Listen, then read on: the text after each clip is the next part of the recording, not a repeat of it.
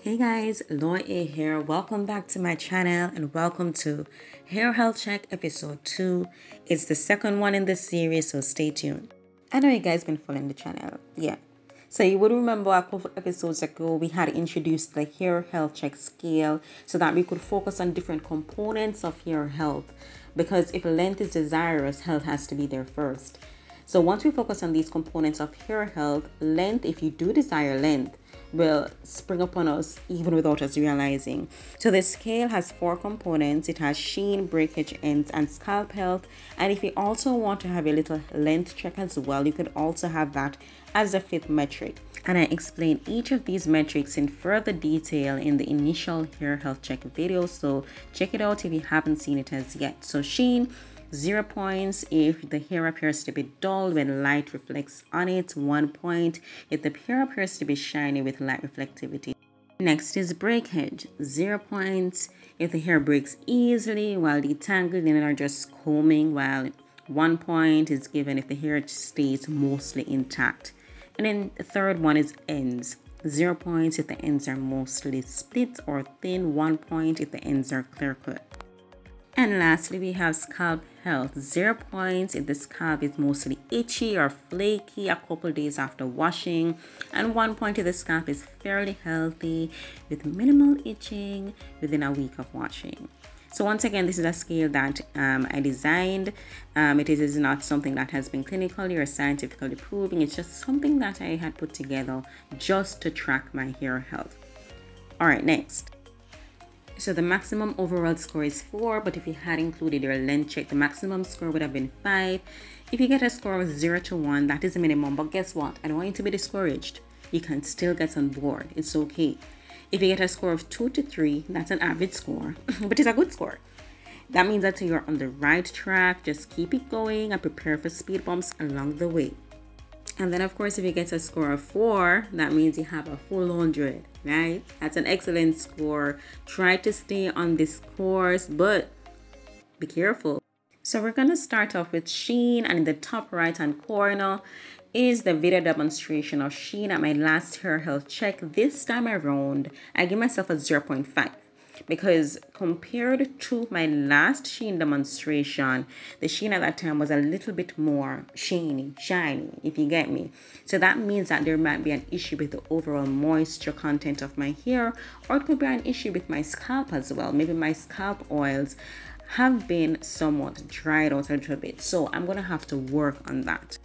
So next is breakage, and what I'm using here is my medium to large tooth comb, really to just gently smooth the comb through my hair. And I'm really not having any resistance. So remember guys, if you're detangling your hair, it's best to use either a large or medium to large tooth comb. And also it is best to start from the ends to the roots, especially if you know that your hair is really tangled. But in my case, no, I know that my hair is already properly detangled, and as a result of that, I'm just smoothing the comb through, and I'm not experiencing any resistance. I'm not experiencing any breakage. And because of that, I give myself a score of 1. Yay. So next is hair ends. And if you guys kind of look at the top right hand corner, you can see where my ends are almost as thick as the roots. But here what you're seeing is that, especially on the side with the comb, which is actually my right side, there's some thinning there, right? And that is partially due to how I tend to style my hair. I tend to style my hair to the left, meaning that I end up dragging the right side of my hair over to the left to style it the way I want, right? But what is now happening is that I'm now experiencing some degree of thinning, and it looks like some degree of split ends as well on the right side. So I'm now going to have to revisit how I'm styling my hair, and of course I'm going to have to get those ends trimmed. If we don't get those ends trimmed, as we have said in several videos, those splits are going to continue along the hair shaft, and by the time you eventually decide to get your trim, you may have to end up getting a cut. So it is best to just get rid of them from the get-go. So I'm going to book my trimming appointment to sort that out. And finally is scalp health. So I suffered with flaky, itchy scalp dandruff for several years, and it got so bad to the point where I had to go see a dermatologist, which I did about 2 years ago or so.